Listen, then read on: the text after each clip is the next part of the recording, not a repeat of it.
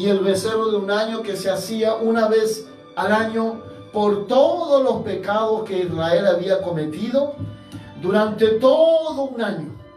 Dios estaba furioso porque Él no puede ver el pecado, y cuando se mataba este becerro y este macho cabrío y uno quedaba, que se llamaba, sobre el cual echaban suerte, que se iría sobre Israel, ese macho cabrío se iba después, dejaba en un lugar lejano para que se perdiera, es decir, simbolizando que Dios se olvidaba de los pecados del pueblo de Israel. Y después, cuando caía la séptima vez la sangre del macho cabrío como del becerro en dirección hacia el propiciatorio, Dios perdonaba todos los pecados de Israel, desde el sumo sacerdote hasta el más simple de los miembros. Bien, ahora vamos a continuar con la segunda parte del libro de Levítico, ¿cierto?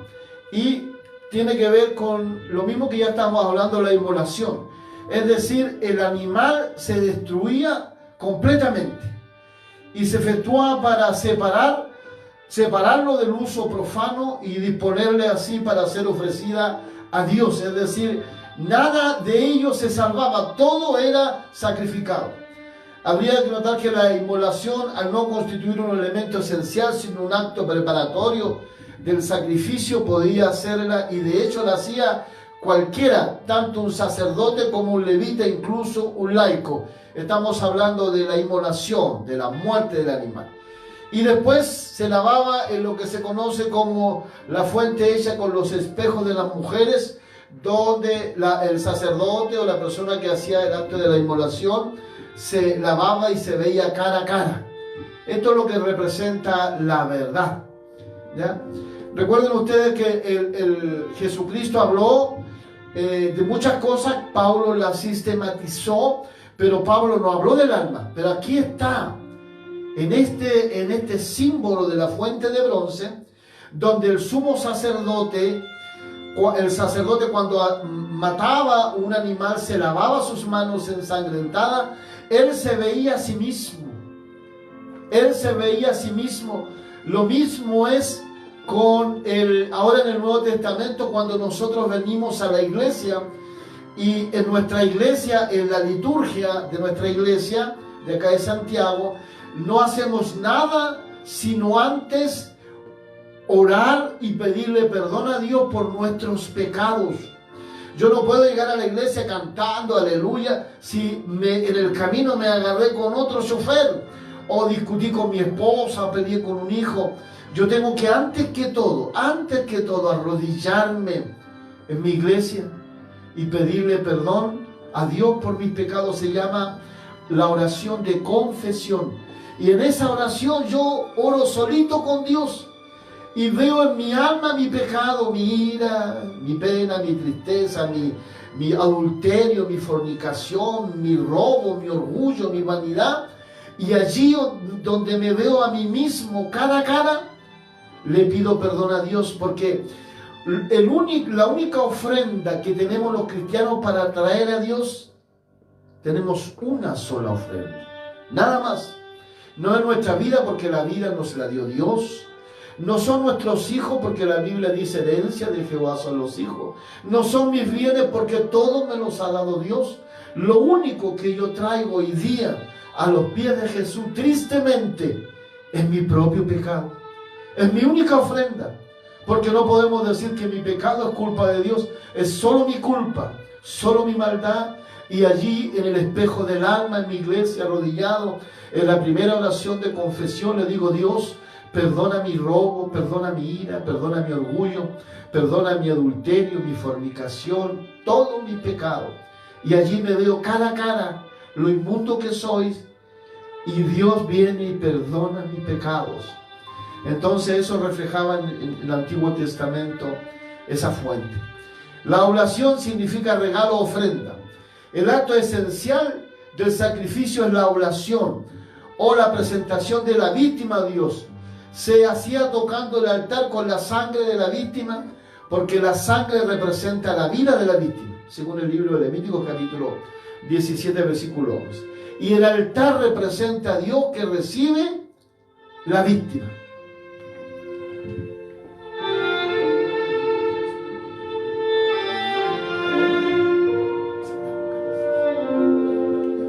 Entonces, aquí tenemos al sumo sacerdote que efectuaba el sacrificio una vez al año. Él entraba a patita pelada, tenía un urín y tumín, ya le dijimos, una escritura que decía santidad Jehová, estaba vestido según Dios le había ordenado que se vistiera. Esta no es una vestidura para verse guapo, para verse atractivo, sino era la vestidura que Dios había ordenado. Bien, también quiero decirle que el tabernáculo sobre el cual él ofrecía está también en el Nuevo Testamento, en el libro de Apocalipsis, capítulo 11, versículo 19, y dice así: y el templo de Dios fue abierto en el cielo, y el arca de su pacto se veía en el templo, y hubo relámpagos, voces, truenos, un terremoto y grande granizo. Así dice Apocalipsis 11, 19, y el arca de su pacto se veía en el cielo. Por eso que a Moisés se le dio la orden que hiciera un tabernáculo como el que Dios le había mostrado. Y el mismo sacerdote tenía que ser un hombre santo, limpio, sin pecado, y haber pedido perdón cuando mataba al becerro de manera sincera, haberse arrepentido sinceramente de su pecado, porque si no lo hacía así, este sacerdote no salía vivo, salía muerto del tabernáculo de Dios, porque el pecado no puede estar en su presencia. Usted, antes de hacer cualquier oración, cualquier petición, usted tiene que confesar sus pecados a Dios, y solo recién usted puede dirigirse a su presencia, porque sus pecados los lavó Jesucristo en la cruz del Calvario. Y el sumo sacerdote tenía que ser un hombre santo. Ahí estaba, ya lo habíamos visto, el urín y tumín, ya le explicamos para que lo que eran estas 12 piedras, cuando titilaban o se encendían, representaban que el sueño, la visión de alguien que venía a contarle al sumo sacerdote era verdadera. Pero ahora tenemos al Espíritu Santo que nos muestra las cosas que fueron, las que son y las que han de venir. Como los elementos indispensables del sacrificio lo constituyen los actos internos del culto. ¿Qué quiere decir esto? El sacrificio en el Antiguo Testamento tenían relación con una sensación, con sentimiento, con cómo mirábamos las cosas, acción de gracia, es decir, una acción de agradecimiento, una acción de gozo, de alegría por el bien que Dios hacía. Y propiciación es un acto en el cual el publicano en el Nuevo Testamento le dice a Dios, orando en el templo: sé propicio a mí, pecador. Tenía que ver con que el publicano reconocía su condición de pecador y esperaba el acto de la propiciación de Dios, que significaba el perdón de sus pecados, el olvido de sus pecados. Entonces no se puede olvidar nunca que el hombre, en virtud de su misma naturaleza, en parte espiritual y en parte material, esto ya lo hemos explicado, material porque fuimos tomados del polvo, y espiritual porque Dios sopló en el hombre, y fue el hombre un ser viviente que vive entre dos naturalezas, una naturaleza terrenal o material y una naturaleza espiritual. Tenía que ser autorizado a expresar externamente sus interiores sentimientos espirituales de veneración. Es decir, el hombre tenía que expresarlo externamente. En consecuencia, cuando el libro de Levítico habla de los actos externos del sacrificio, se refiere a los gestos que expresan lo que debía estar pasando. Es decir, cuando yo vengo a Dios y soy pecador, vengo realmente llorando, vengo con tristeza, porque el pecado trae tristeza, trae dolor, trae amargura. Entonces, cuando yo vengo a Dios, yo no vengo riendo para pedirle perdón de mis pecados, yo vengo llorando, vengo con tristeza y esperando sinceramente, primero arrepintiéndome de mis pecados, y segundo esperando sinceramente que Dios me perdone. Porque no basta con que yo me arrodille, perdón, no. Yo tengo que tener los actos internos de mi corazón y de mi alma con una verdadera humillación. Entonces, cuando faltan estos sentimientos, es decir, usted viene a la presencia de Dios sin amor, sin alegría, no sirven de nada. No existe verdadero sacrificio. Usted tiene que venir dispuesto. La Biblia dice, los sacrificios de Dios son el espíritu quebrantado, al corazón contrito y humillado no despreciarás tú, oh Dios. Y cada vez que alguien de nosotros se humilla a Dios, se volca en humillación y llora en la presencia de Dios, le pide perdón por su pecado, o tiene una pena, una tristeza, una petición, cuando uno se arrodilla, primero reconoce que es pecador y después le dice: Dios, necesito tu auxilio, tu socorro.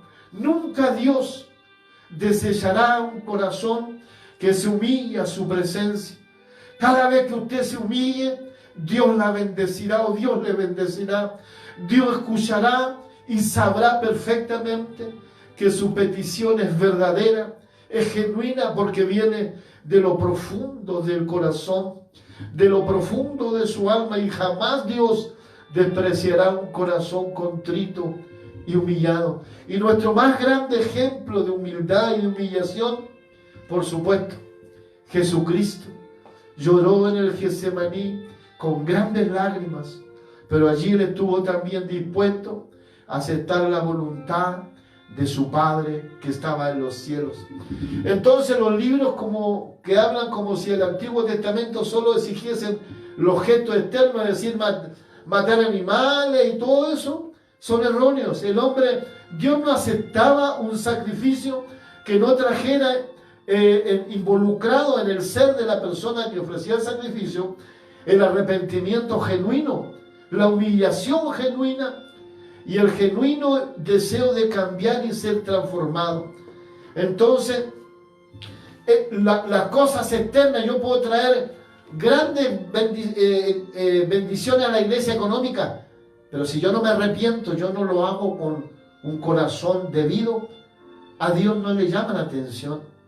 Por ejemplo, la mujer que echó 2 blancas en la ofrenda, ella lo echó con todo su corazón, echó todo lo que tenía, todo lo depositó para la obra del Señor, y esas son las obras que el Señor recibe.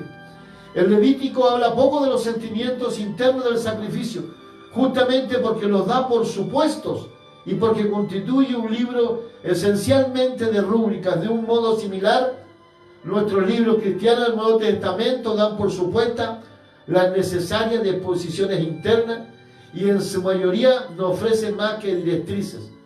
En el Nuevo Testamento, todos los que vienen a Jesús, la samaritana, los ciegos, las viudas, los cojos, todos vienen con un corazón contrito y humillado. Bartimeo le dice: si quieres, puedes sanarme. Los amigos del paralítico confían en que Cristo iba a sanar a sus amigos. Entonces, los que creen, ¿cierto?, que el rito, por ejemplo, usted puede tomar la Santa Cena, pero si no la toma creyendo que efectivamente la presencia del Espíritu Santo está con usted, no sirve de nada. Y para tomar la Santa Cena debe haber pedido perdón a Dios por todo su pecado, porque la Santa Cena es un sacramento santo para la iglesia de Dios. Que en el Antiguo Testamento considerada de importancia básica la disposición interna, está clarito, puede verse por la declaración de Samuel a Saúl. ¿Qué le dijo Samuel a Saúl? Porque Saúl, como no llegaba el profeta, se puso él a ser de sumo sacerdote. Y además no mató a todo lo que Dios le había dicho. Usted ya conoce la historia. Y Samuel le dice: mejor es obedecer que sacrificar. Entonces siempre en la disposición del corazón tiene que ser a obedecer al Señor. Y aquí está Saúl, desechado de Dios por su desobediencia. Usted espere que Dios llegue. Saúl no tuvo la paciencia para esperar que llegara Samuel para ofrecer los sacrificios. Usted no se adelante, espere el tiempo de Dios. Usted no le ayude a Dios. Mire, este rey perdió todo lo que tenía. El profeta Samuel le dice: todo lo tuyo se lo daré a uno de tus hermanos. Mire, Sara, la esposa de Abraham, como no podía tener hijos, le dijo a Abraham: yo te voy a ayudar. Te voy a pasar a Agar, mi sierva, para que nos nazca descendencia. Dios no necesita su ayuda. Y miren la embarradita que se mandó Sara. Hasta el día de hoy los judíos pelean con los musulmanes. No se pueden ver. Hay guerra continua. Porque una mujer quiso ayudar a Dios. Porque no supo esperar el tiempo de Dios. Sin embargo, en el Nuevo Testamento hay un viejo llamado Simeón, al cual se le había dicho que no moriría hasta que con sus ojos viera el Salvador del mundo. Y este viejito Simeón obedeció, y cuando vio a los padres del niño Jesús, lo tomó en sus brazos, alabó al cielo y dijo: Padre, ahora despide a tu siervo en paz, porque mis ojos han visto tu salvación. Simeón vio el rostro del niño Jesús, luz para la nación, para las naciones, y gloria de tu pueblo Israel. Espere usted en Dios. Entonces, la ofrenda de paz y el banquete sacrificial.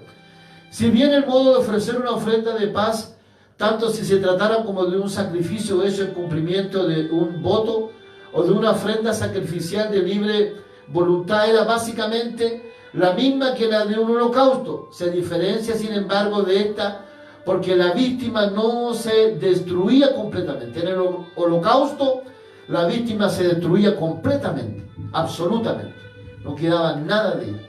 Pero aquí una parte de las ofrendas de paz, una parte se destruía para indicar que se consagraba a Dios.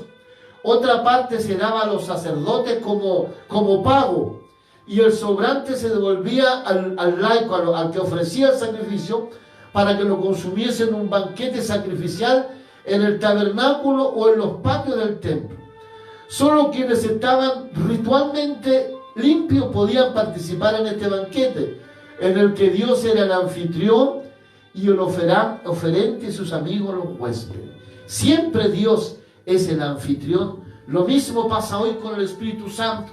Entonces el animalito se mataba, pero no todo se destruía. Parte quedaba para el sumo sacerdote y parte también para el oferente, para que lo consumiera, pero todo debía consumirse en el mismo día. Entonces estas son las ofrendas de paz o reconciliación.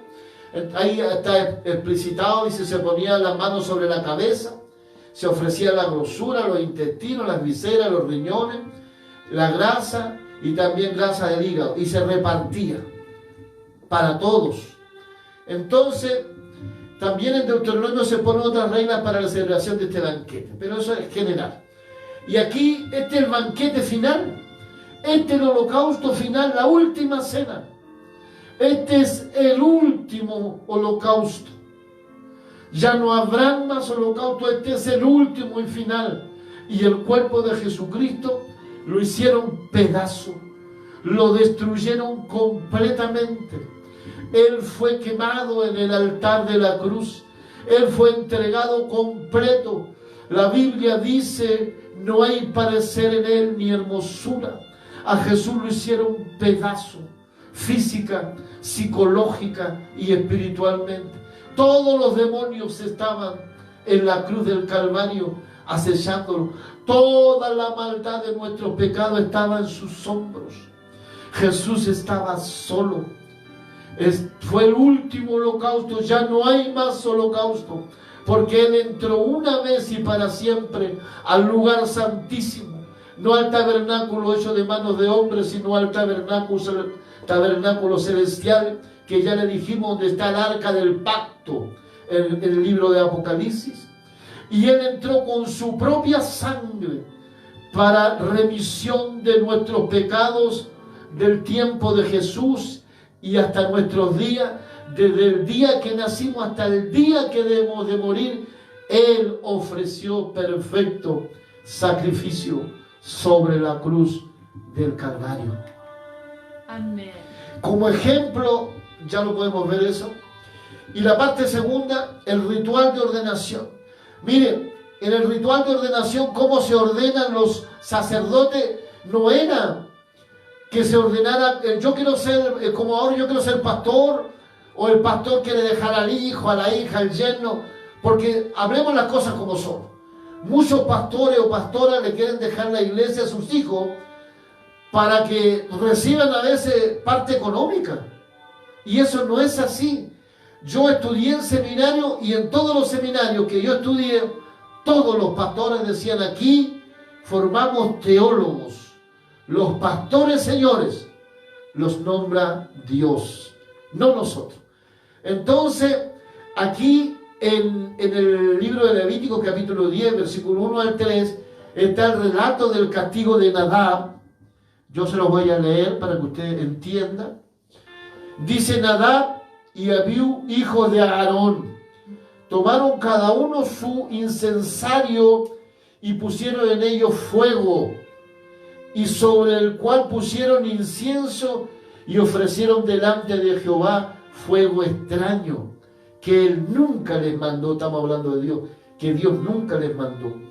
Y salió fuego de delante de Jehová y los quemó, y murieron delante de Jehová. Los hijos del sumo sacerdote allí mismo murieron, porque no es lo que el hombre quiere, es lo que Dios quiere. No es que cualquiera: yo quiero ser ministro, yo quiero ser pastor, evangelista, profeta o maestro. No, es lo que Dios llama. La Biblia dice: y el que bajó es el mismo que subió por encima de todos los cielos para llenarlo todo. Y él mismo personalmente constituyó a unos apóstoles, profetas, evangelistas, pastores y maestros. No es que yo quiera hacer, es lo que Dios quiere. Entonces, como se desprende con toda evidencia estos textos, el sacerdote, el agente calificado de Dios, aceptaba un mandato del laico, del hermano, para ofrecer el sacrificio a Dios, porque él había pecado y traía un sacrificio por el pecado, una ofrenda de paz o una oblación. Y de este sacrificio el sacerdote tomaba su parte. No como un empleado del pueblo de Israel, sino como huéspedes de Dios. El sacerdote tomaba parte de ese sacrificio, no como empleado del pueblo. Hoy día existen muchas misiones donde al pastor le pagan, y si la iglesia no está de acuerdo lo echan, lo cambian. En cambio, en nuestra misión los pastores son llamados por el Señor y no somos asalariados. Entonces, la pregunta de aquí se deduce: los sacerdotes del Antiguo Testamento vivían del altar, vivían de los sacrificios, no como siervos asalariados del pueblo, sino como huéspedes de Dios. La pregunta surge por naturaleza: ¿nuestros pastores están en peor condición que los sacerdotes del Antiguo Testamento? ¿Sabe? Este es un tema de los diezmos, y es un tema que tiene todas las interpretaciones bíblicas y toda clase de aplicaciones. Pero las cosas en la Biblia no son como yo quiero, son como están escritas. Entonces, el tema no es si recibe o no el 10, sino cómo se administra el 10% que los hermanos llevan, pero que muy pocos cumplen, hermanos. Así que la pregunta es: ¿los pastores nuestros hoy día están en peor condiciones que los sacerdotes del Antiguo Testamento? Porque ellos comían del altar y del altar participaban. Y muchos dicen que el diezmo era del Antiguo Testamento, pero la Biblia nos dice así. Miren lo que dice la Biblia. Ponga atención y con esto terminamos. Yo voy a citar al apóstol Pablo para explicar un tema muy debatido y con muchísimas interpretaciones, pero lo importante es lo que dice la palabra del Señor. Aquí está el tema de los diezmos. 1 Corintios 9, 13 al 14. El apóstol dice, un teólogo extraordinario, el apóstol Pablo: ¿no sabéis que los que trabajan en las cosas sagradas, ya lo vimos, el sacerdote también recibía de las cosas sagradas? ¿No sabéis que los que trabajan en las cosas sagradas comen del templo? Y los que sirven al altar, los que participaban también matando un corderito o algo del altar participan. Es decir, así también, así está escrito en la Torá y también en la palabra, en la Biblia. Así también, y así también significa igual. Igual. Él cita el Antiguo Testamento para ver lo que nosotros acabamos de ver. Y él añade: así también, es decir, igual, ordenó el Señor a los que anuncian el Evangelio que vivan del Evangelio. ¡Qué hermoso! ¡Qué hermoso! Usted puede encontrar 50.000 explicaciones para el diezmo, pero ahí está escrito. El apóstol dice, habla del antiguo, y en el 14 añade, así también, igual significa. Ordenó Jesús a los que anuncian el Evangelio que vivan del Evangelio. Aun cuando Pablo no aceptaba nada, pero está ordenado. Entonces, si usted quiere practicar el diezmo, mire, yo no voy a ser un hipócrita. Ha habido tiempo en que no he dado nada, ha habido tiempo que he dado una cantidad definida y ha habido tiempo en que he diezmado. ¿Y saben cuándo más he sido bendecido? Cuando he diezmado. Y lo hablo con autoridad, porque ya lo dije. Hubo tiempo en que no daba, hubo tiempo en que yo mismo iba al supermercado y compraba cosas y les llevaba a los hermanos cosas, más dinero. Y hubo tiempo en que daba una cantidad definida y hubo tiempo en que diezmé. Y cuando diezmé, me compré casas, hermanos. Dios nos bendijo, porque las promesas del Señor son eternas. Que el Señor les bendiga grandemente. Y aquí tenemos al apóstol Pablo, ¿ven? Grandioso hombre, predicando en el Areópago. Ese hombre perseguido, que sufrió cadenas, de todo, por predicar el Evangelio de gracia, gratis, hermano, gratis. Así que Dios bendiga grandemente a la iglesia, a mis hermanos amados, que el Señor les bendiga. Amén.